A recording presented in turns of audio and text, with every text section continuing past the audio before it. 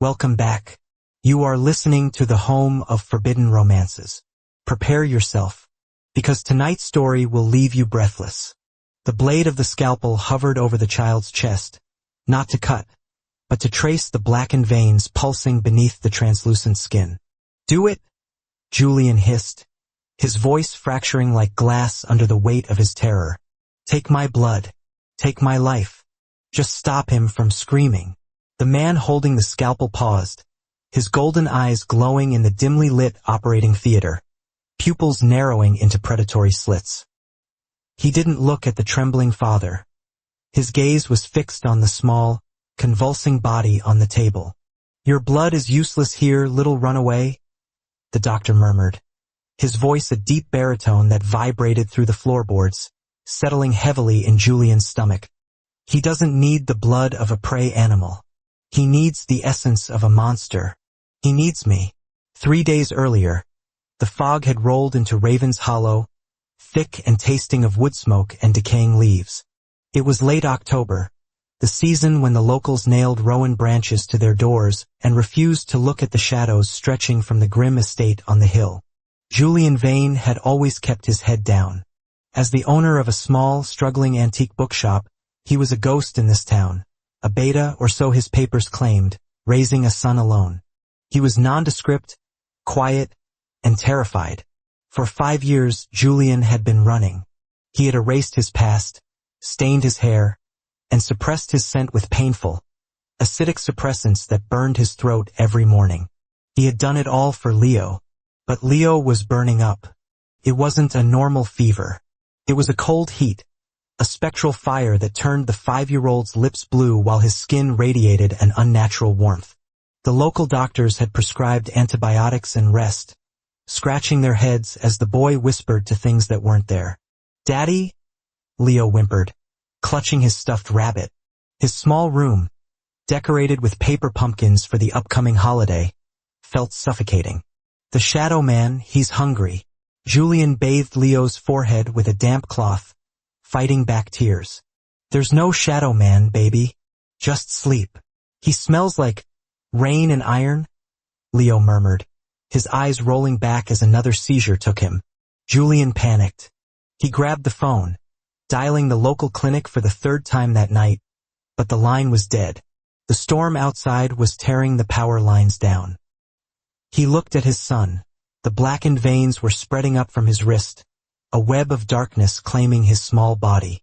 This was no virus. This was a curse. Or worse, genetics. There was only one place left. The rumors about the new owner of Blackwood Manor had circulated for weeks. A specialist from the capital. A recluse. A man who bought the most haunted property in the county without blinking. They said he was an alpha of the highest order, perhaps even a prime. Julian terrified of alphas. But he was more terrified of losing Leo. Wrapping the boy in a thick wool blanket, Julian ran out into the storm. The gates of Blackwood Manor were rusted iron teeth against the stormy sky. As Julian pushed them open, the wind howled, sounding eerily like a wolf's mournful cry. He clutched Leo tighter to his chest, his boots slipping on the wet cobblestones as he ran up the winding drive. The heavy oak doors loomed before him. There was no doorbell, only a heavy brass knocker shaped like a lion's head. Julian hammered it against the wood, the sound swallowed by the thunder. "Please," he sobbed, the rain plastering his hair to his face. "Please, answer." The door didn't just open. It swung inward with a silent, heavy grace, pulled by an unseen hand. The hallway beyond was cavernous, lit only by the flickering light of a massive fireplace at the far end. "The clinic is closed," a voice echoed from the shadows. It was cold, precise, and undeniably arrogant. Julian stepped inside, shivering, water dripping from his coat onto the pristine marble floor. "My son," he choked out. "The doctors, they can't help him. He's dying." A figure emerged from the library to the right. He was tall, impossibly tall, wearing a charcoal vest over a white shirt, sleeves rolled up to reveal forearms corded with muscle. His hair was black as pitch, swept back from a face that was devastatingly handsome and cruel. High cheekbones, a sharp jawline, and eyes that burned with a frightening intelligence. The man stopped 10 feet away. He didn't look at the child. He looked at Julian. He inhaled deeply, his nostrils flaring slightly. "You smell of fear," the man said. "And cheap suppressants." Julian froze. His disguise had never been pierced so quickly. I can pay. I have savings. I have no need for your copper coins," the man dismissed, turning his back. "Leave. I do not treat common colds." "It's not a cold," Julian shouted, desperation stripping away his caution. He rushed forward, falling to his knees and pulling the blanket back to reveal Leo's arm. "Look at him. Look at the veins." The man paused. Slowly he turned back. He glided closer, his movement predatory, like a panther stalking a wounded bird. He looked down at the boy. The moment the man's eyes landed on Leo, the air in the room grew heavy. The fire in the hearth flared green. "Interesting," the man whispered. He reached out, his hand large and elegant, and brushed a knuckle against Leo's feverish cheek. Leo stopped whimpering. He leaned into the touch, a sigh escaping his small lips. The man's eyes snapped to Julian. The golden iris seemed to spin. "What is your name?" "Julian," he lied. "Julian Vane." "Liar," the man said softly. "But that is of no consequence right now. Bring him to the infirmary. If you drop him, I will break your hands." The infirmary was less a medical room and more a laboratory from the Victorian era, filled with strange jars, modern monitors, and the smell of antiseptic mixed with sandalwood. Julian watched as the man Dr. Silas Thorne, as the plaque on the wall read, worked with terrifying efficiency. He hooked Leo up to monitors, drew blood, and scanned the readouts. But it was the silence that was killing Julian. Silas moved with a familiarity that unsettled him. "How long has he been like this?" Silas asked, his back to Julian. 3 days. But the shadows? He's been seeing them for weeks. Silas turned, leaning against the steel counter. He crossed his arms, his biceps straining the fabric of his shirt.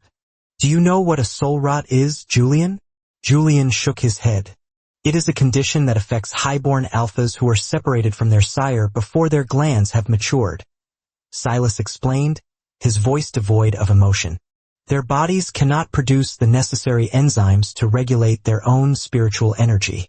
Without the sire's pheromones to anchor them, their own power consumes them. It burns them from the inside out, the world tilted on its axis." Julian gripped the edge of the operating table to steady himself. "Highborn. Alpha?" "He is an alpha," Silas said. "A prime by the looks of it. And his father is not in the picture, is he?" Julian swallowed hard. "His father died before he was born." Silas pushed off the counter and walked toward Julian. The space between them vanished. The sheer pressure of Silas's presence, his aura, forced Julian to step back until his spine hit the wall. Silas placed a hand on the wall beside Julian's head, boxing him in. The scent of rain, iron, and expensive tobacco overwhelmed Julian's senses. It was the smell of the storm, the smell Leo had described. "Another lie," Silas murmured, leaning down until his lips brushed Julian's ear. "If his father were dead, the bond would be severed, and the boy's biology would adapt. But the father is alive. The boy is reaching out for him, and the distance is tearing him apart." Julian trembled. He knew who the father was. A man he had met one drunken night in the capital. A masked stranger at a masquerade ball 5 years ago. He had fled before morning, terrified of the intensity of the encounter, terrified of the mark the stranger had tried to leave on his neck. "I don't know who he is," Julian whispered, tears spilling over. "It was one night. I don't know." Silas pulled back, studying Julian's face. His gaze dropped to Julian's lips, then back to his eyes. "You truly believe that?" "Yes." "Then why?" Silas said, his voice dropping to a dangerous growl. "Does this child smell exactly like me?" The silence that followed was deafening. Julian looked at Silas, really looked at him. The sharp jaw, the golden eyes, the brooding intensity. He stripped away the memory of the mask from 5 years ago and superimposed this face. The realization hit him like a physical blow. "You," Julian breathed. "Me," Silas confirmed. "I have been looking for the thief who stole my essence and vanished into the night. I did not expect to find you in a failing bookshop in the middle of nowhere. I didn't steal anything. You stole my air," Silas roared, the sudden volume making Julian flinch. The lights in the room flickered. "And because of your cowardice, because you ran from the bond, our son is dying."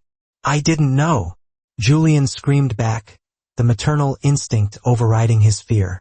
"I didn't know it was you. And even if I did, look at you. You're terrifying. You're dominating and cruel and the only thing that can save him." Silas cut in, his voice icy again. Silas turned back to the table. He picked up a syringe. "The boy needs a transfusion of pure pheromones. Direct from the source. But there is a complication." "What?" Julian asked, wiping his eyes. "To accept the pheromones without going into shock, he needs a biological anchor. He needs his mother." Silas turned his gaze to Julian. "He needs an omega."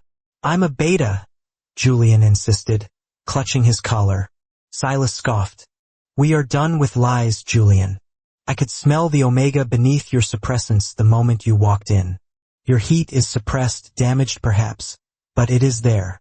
And to save the boy, I need to wake it up." Julian's blood ran cold. "What are you saying?"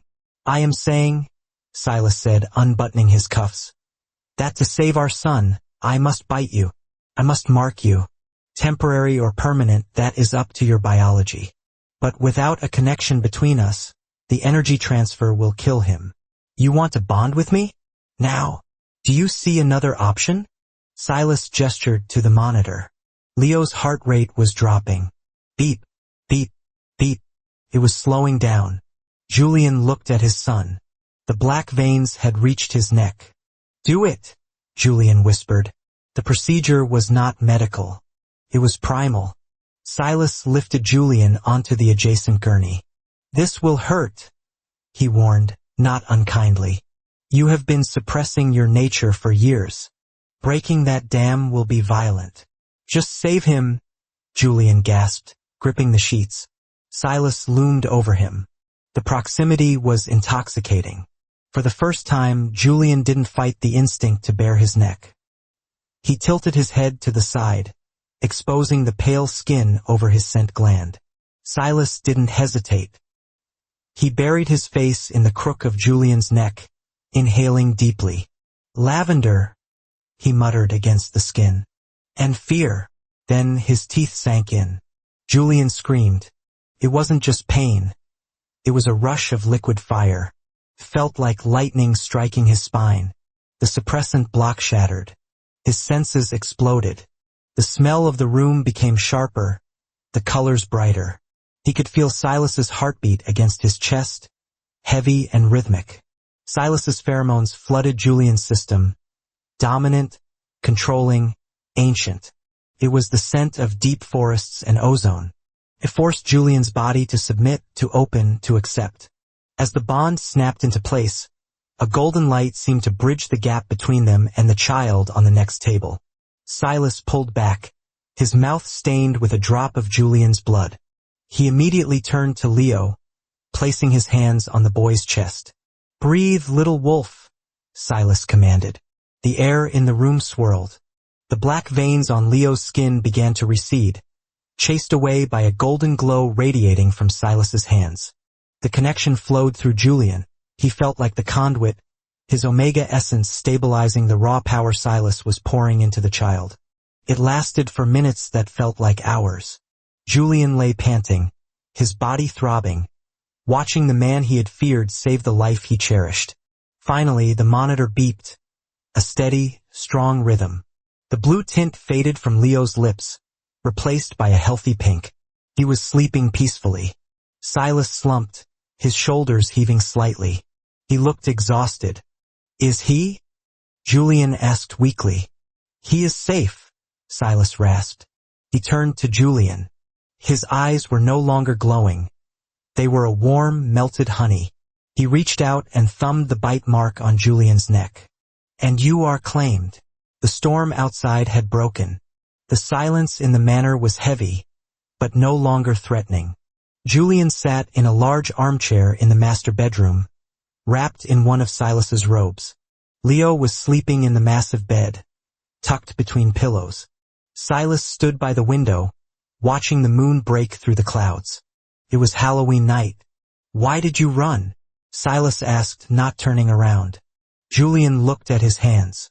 That night, at the ball, you were so intense. You spoke of ownership, of dynasty. I was a nobody, a scholarship student who snuck in. I thought if you found out who I was, you'd use me and discard me. Or worse, keep me in a cage. Silas turned. So you put yourself in a cage of poverty instead? I was free, Julian countered. Were you? Silas walked over, kneeling before the chair. It was a shocking display of submission from a man so powerful. He took Julian's hands. I searched for you for a year, not to cage you, Julian, but because that night, my wolf recognized its mate. I didn't want a dynasty. I wanted you. Julian looked at the bite mark reflected in the mirror across the room.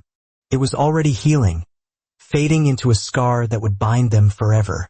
You're an Alpha Prime, Julian whispered. I'm just a bookseller.